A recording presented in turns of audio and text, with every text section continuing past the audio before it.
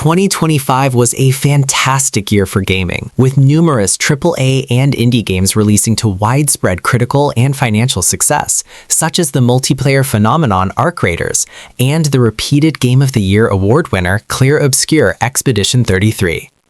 The year additionally saw impressive new gaming hardware debut on shelves, such as Xbox's dive into the handheld market with the ROG Xbox Ally and the record-breaking launch of the Nintendo Switch 2. With 2025 coming to a close this holiday season, there's no better time to look to the future of 2026 to see what new games developers and publishers have in store to wow gamers worldwide. Here's a list of 10 most anticipated games of 2026 for me that are currently scheduled to launch in the upcoming year as of the writing of this list.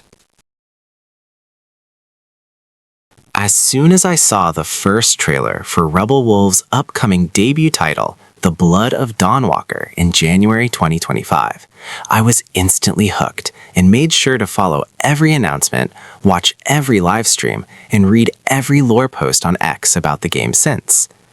Developed by former CD Projekt directors, developers, and designers who previously worked on The Witcher 3 Wild Hunt and Cyberpunk 2077, Dawnwalker is an incredible new third-person RPG set in the mid-14th century in the valley of Vale Sangora in the Carpathian Mountains in southeast Europe. Here, players will embody the titular Dawnwalker, Cohen, as he uses his new vampiric abilities to defend his home from the invading Roman vampire Brennus and his cadre of ancient vampires within 30 days before succumbing from vampiric infliction and silver poisoning. Dawnwalker is one of the most promising new gaming franchises I've seen in recent years, not only for its intriguing day and night gameplay loops, but for its already rich lore and dark fantasy creature designs, and I cannot wait to get my hands on it in 2026. The original Slay the Spire was my personal favorite game of 2019, and one that has set me down the path of becoming a massive roguelike deck builder fan in years since. I don't typically have time to sink hundreds of hours into one single video game, but this title quickly became one of the exceptions as I played it across Switch, PlayStation, and PC. Really, my only complaint with the game after this many hours spent with it is simply that I want more content, which is why I absolutely cannot wait for Slay the Spire 2 to come out in early access in March. I feel like I need to start communicating with my friends and family now that they won't be able to reach me in the spring, because I'll just be stacking my deck non-stop for weeks.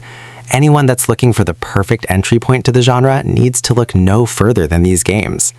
I'm excited to watch Slay the Spire 2 hook a brand new swath of gamers into deck building, but until then, I'll continue trying to finally beat the heart in the OG to prep myself adequately for all the challenges of the sequel. I love the universe that Remedy has created, with Control in particular being an excellent blend of interestingly weird SCP-esque world building and genuinely fun action gameplay. Admittedly, I wasn't expecting Control of all IPs to take the character action route as Control Resonant appears to be, but I trust Remedy knows what it's doing here, and I'd be lying if I said the wild reality distortions from the trailer don't look interesting to explore.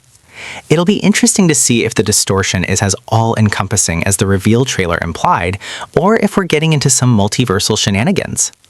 I'm also hoping we can work some Alan Wake 2 references in here and there, given how much Control's lore played into that game. First Light represents a moment I've anticipated for a long time, a new Bond game after over a decade of silence. The James Bond franchise isn't one I have undying devotion to, but the video games based on the property are routinely ones that I have an absolute blast with. Some of my favorite games are Bond games. First Light as an origin story, a completely new Bond that is untethered to a film actor, and with IO Interactive at the helm, it is without a doubt the game in 2026 I am most excited about. Heroes of Might and Magic Olden Era brings the world of Might and Magic to a new generation of gamers. As an official prequel to the original genre-defining series, there won't be a better time to get into the world of Heroes of Might and Magic. It's incredibly exciting to be getting a new entry since I'd never played the originals when they were coming out, since they never launched on consoles. As an absolutely massive fantasy and strategy nerd, I've got to say there isn't anything that could compete with this game. When looking over all the games that have been confirmed to release in 2026, my most anticipated would have to be Lords of the Fallen 2. This sequel appears to be a bigger, bolder, and bloodier version of the original, a game that I've put over 100 hours into and could not stop playing when it first released.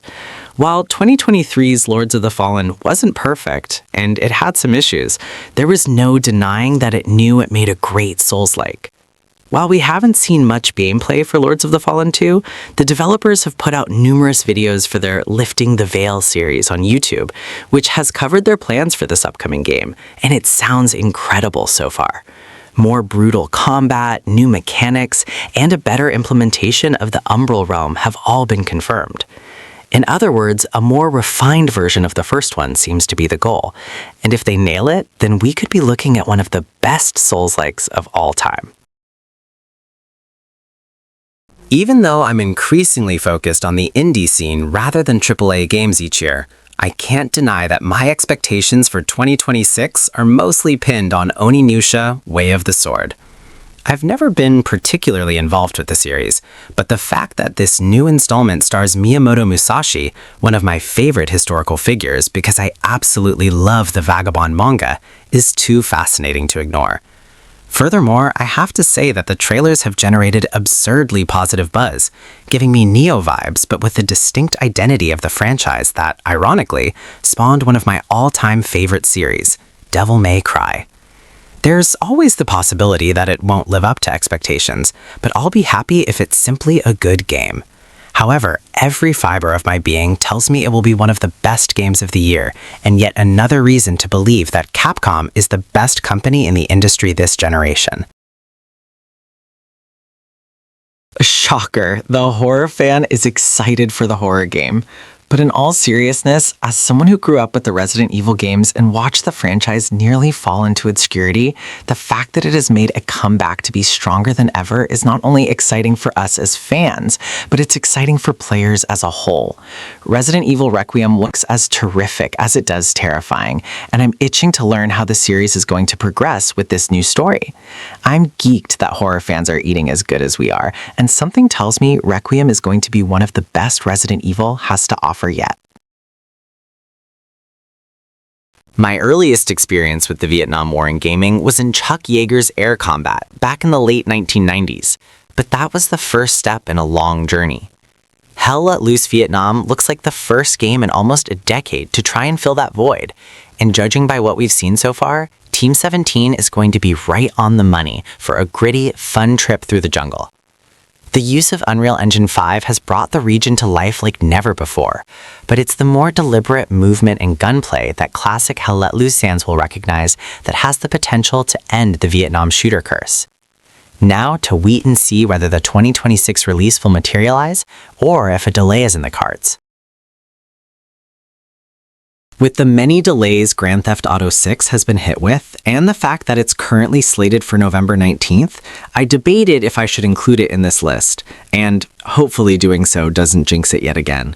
But if it actually does come out in 2026, it'll certainly be my, and many others' most anticipated game of the year. Grand Theft Auto 5 was a huge milestone for gaming, one that millions continue to play even 12 years after release. While every mainline GTA, each one continues to up the ante from the last one. So with how huge and entertaining GTA 5 is, it stands to reason that GTA 6 will be a generation-defying experience, even without knowing much about the game itself still. The Florida-esque setting looks great, the main story seems intriguing, and the visuals look stunning for an open-world game. November, please Rockstar, can't come soon enough.